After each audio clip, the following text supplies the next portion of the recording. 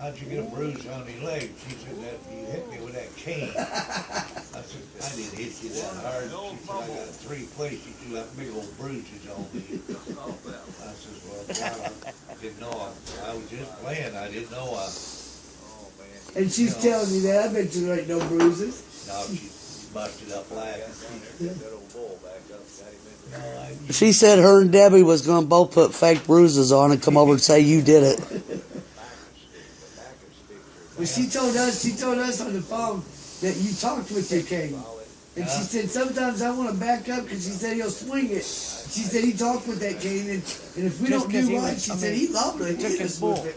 I said, that's right. Don't you forget it either. She told us you was going to bust that lamp.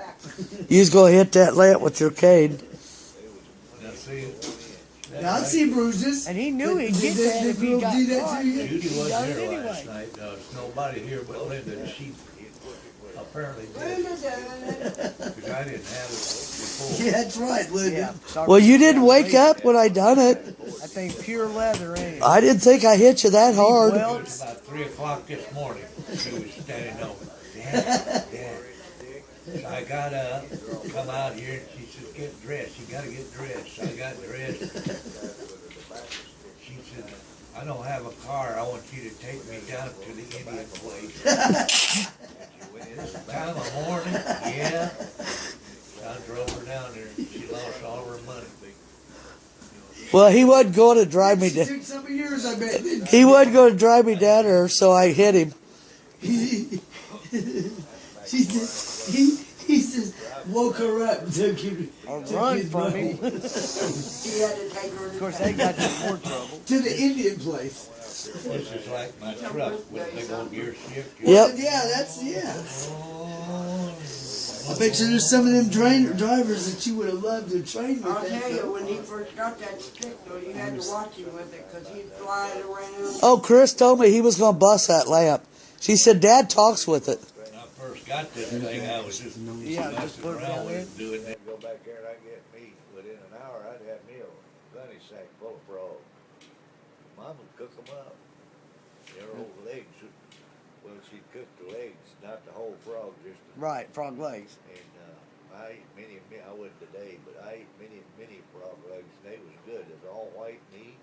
I like to get them big old bullfrogs to, Would she bread them and then fry them up? I'll just fry them up with, hot grease and, Lard, they call it back there. lard That's what my and mom tried. flour. And even after you cooked them in that hot grease, They'd jump around.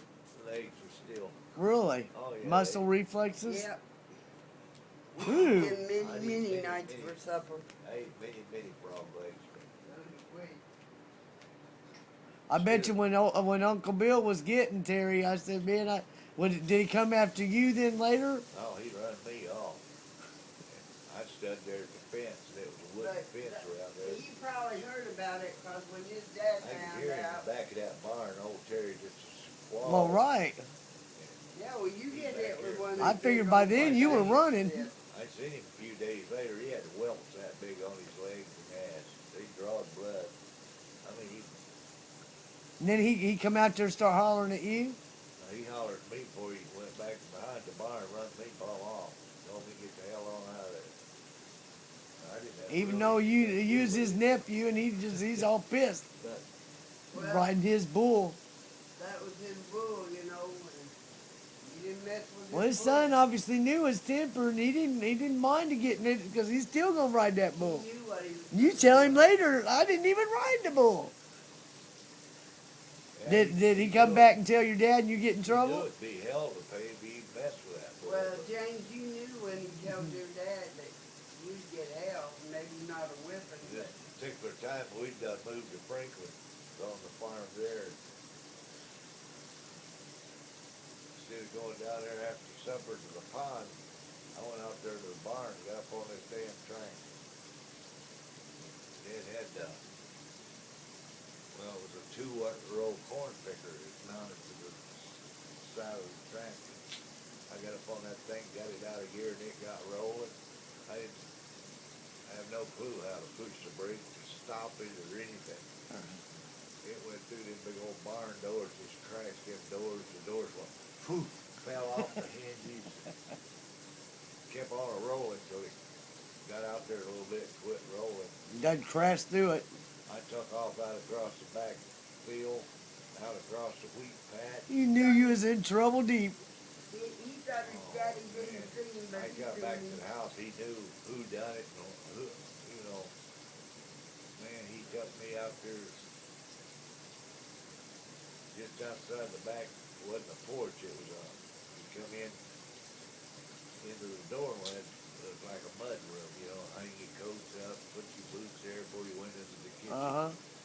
He took me in there, took that leather strap from me, and I mean, he about beat me to death. And they do that talking shit. They get you by the arm. Of course, you're going around the Flipping, circle. flopping, trying to get away. I told you 1,000 times. Or, you know, they preach to you. Just like it's today, you know. I mean, it's a word. Mom would do that too. She'd make me go out and Get come your home own stick. If I come in with a little one, that made her madder. I'd have to get a big old peach tree, you know, pretty good sized one. And it stank, man. And she'd preach to you. She'd hold you by the hand. You'd run around in circle. I told you, Jan Salisbury, 1,000 times. And boy, I tell you, the longer the speech, more the. You know you couldn't flip around too much because then you're going to get it worse. She'd set them old overalls on fire now. My daddy used to send me out for my switch. He'd say, you go to that peach tree and you bring me a switch, right? Just a little bit. I get a little bit of it, I take it back. He said, no. So when I didn't bring back what he thought I should, he went and got it, and that sucker would be that long. And he'd whip your I know ass, too. At one time, I don't even remember what it was about, but after supper I was gonna get my ass beat. So I know I'm gonna get my ass beat after supper. He'd take you outside. He wouldn't whip your ass in the house. He'd take you outside.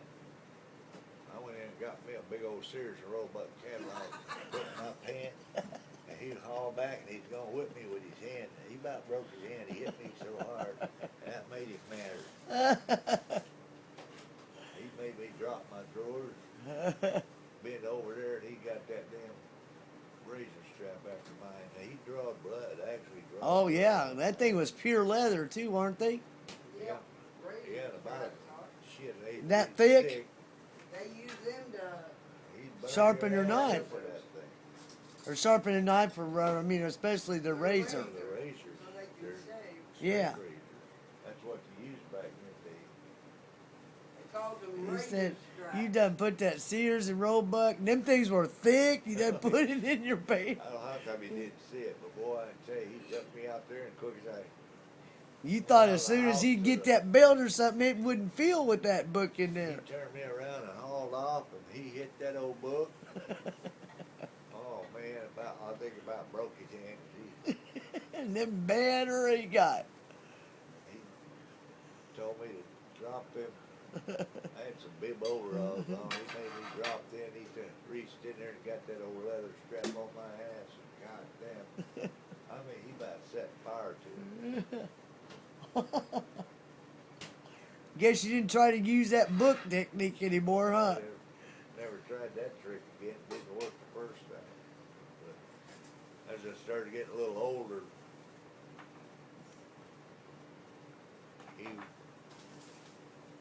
tried to teach me to drive the equipment. Them old tractors had fenders on them, so Uh-huh. I'd sit up there on the side of the fender and hold on while he was plowing or disking or planting corn or whatever he'd be doing. He'd try to show me how. And we planting corn that particular day. And I'm Are sitting you, on that fender. You done listening to that race? Yeah. He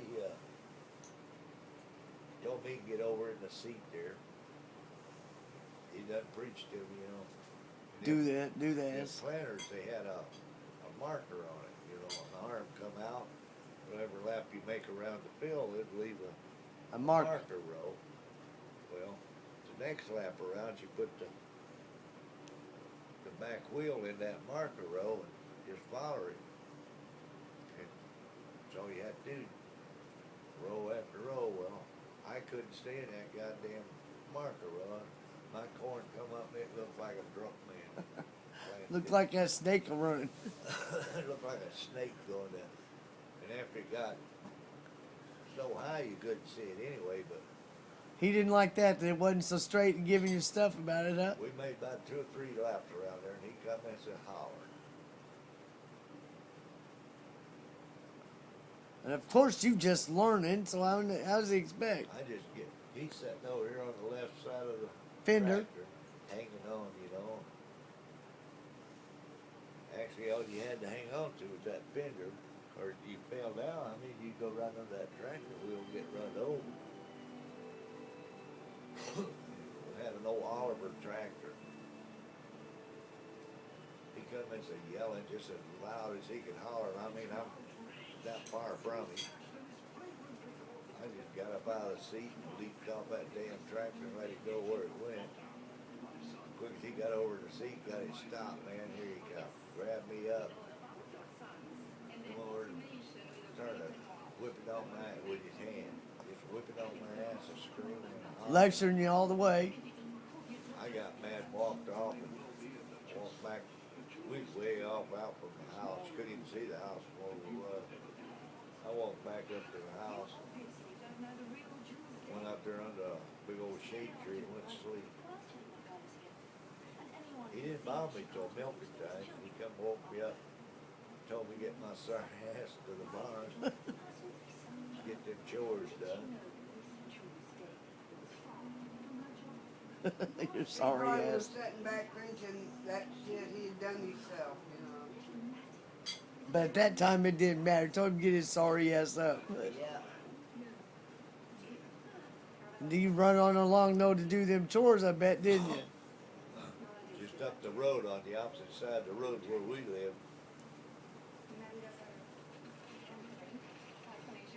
The guy that owned that farm there, their name was Blue, Mr. and Mrs. Blue. He'd come over and help them, I don't know, put up hay or something. Anyway, Dad was, they didn't pay each other, you shared, you know. Right, each one I his worked crops. for you one day, Right. you know, and I need help, you work for me.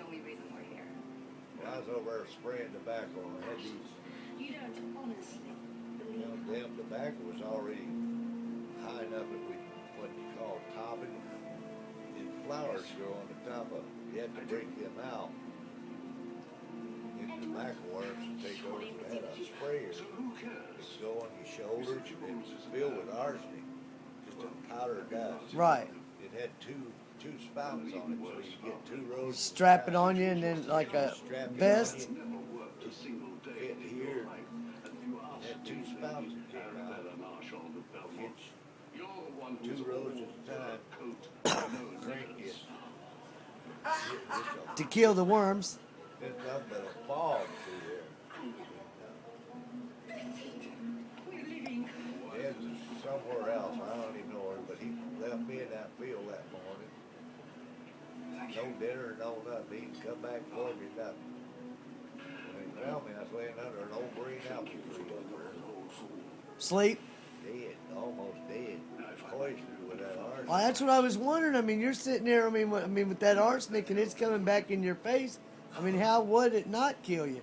But yeah, I mean, you remember you felt really, They took bad, so you went to try to lay down. I didn't even know it. I woke up in the hospital. But right, I mean, he come back and that's why he found you. Yeah, laying under that apple tree. You woke up in the hospital. And I guess if I hadn't got there when I did, I would have made it. Got poisoned. I stayed that night, maybe overnight or the next day or whatever. Almost dead. Poisoned myself.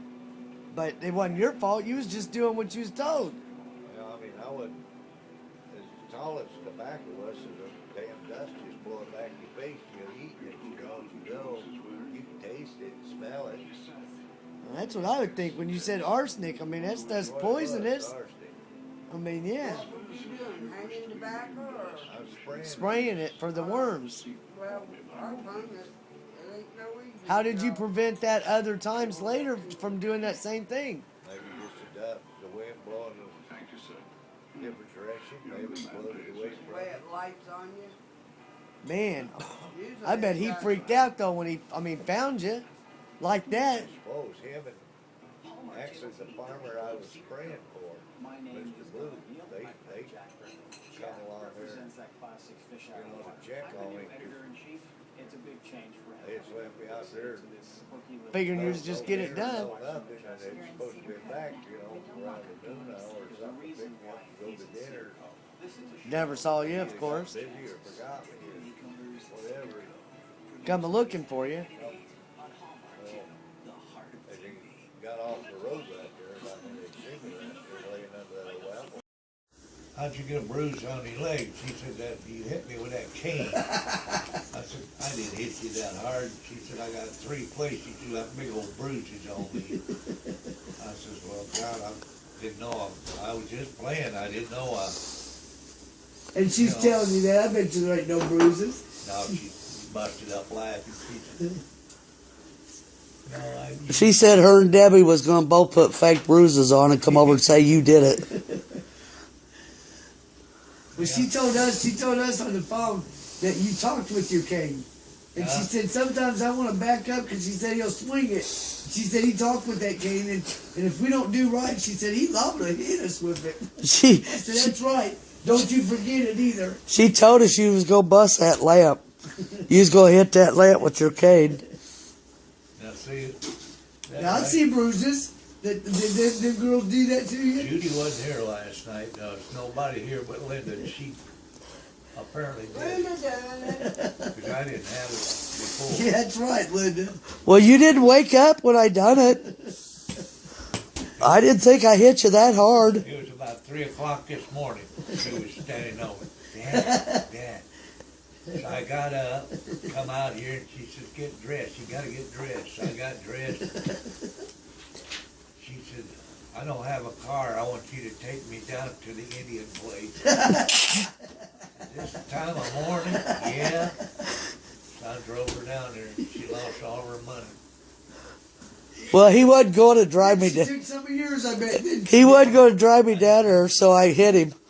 she said, he says, woke her up and took his money She had to take her to town. to the Indian place.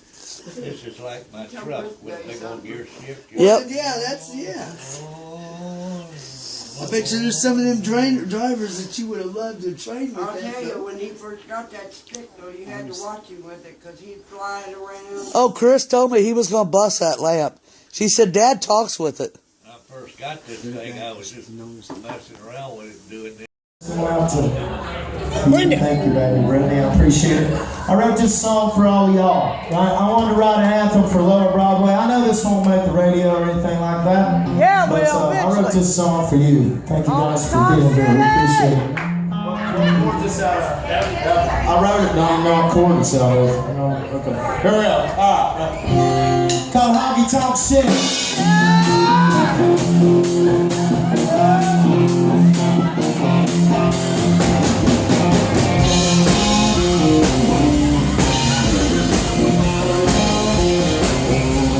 First time she heard it on the radio, her daddy had to look in Silverado.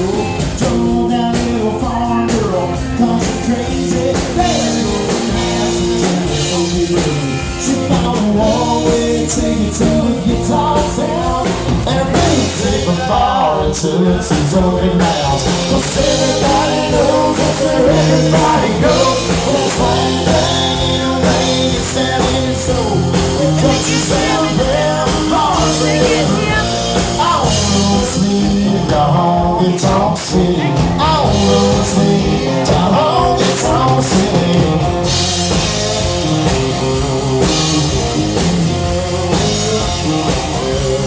Ever since I started to dream, it's never changed. The music keeps on rolling like a runaway train. Change your Straight from Texas, gone from Oklahoma, Hank from Southern Bama, Hank from California, Southeast, North, and across the Mississippi. Country comes here to honky-tonk city. 'Cause everybody knows, it's everybody knows. When it's like bang, your baby's down in your soul. When country's down and grab the bars and everything. I always need a honky-tonk city.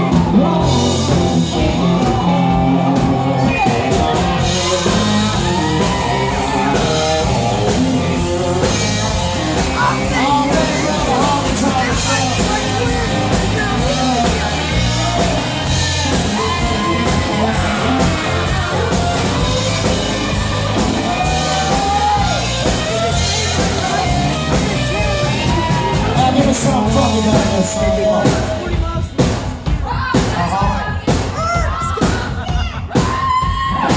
Every stage is pouring on flat, big country twanging like each other moving. Come on, baby, shake that thing. This is where the country comes to get their party on. Cheers, slamming, Broadway jamming. It ain't a honky tonk. Everybody knows it's where everybody goes. When it's like bang, oh baby, it's Saturday, so when country's down bad, crowds are going crazy. I always leave the honky-tonk city. I always leave the honky-tonk city. Everybody's a party in honky-tonk city.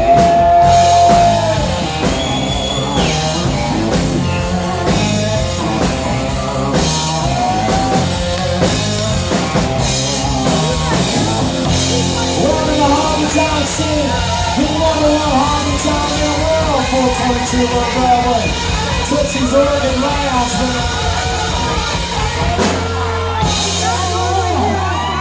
Thank you so much, we appreciate it. Said maybe for tomorrow night. I am. I'm not asking because otherwise I'm staying in the night. I would check, but I think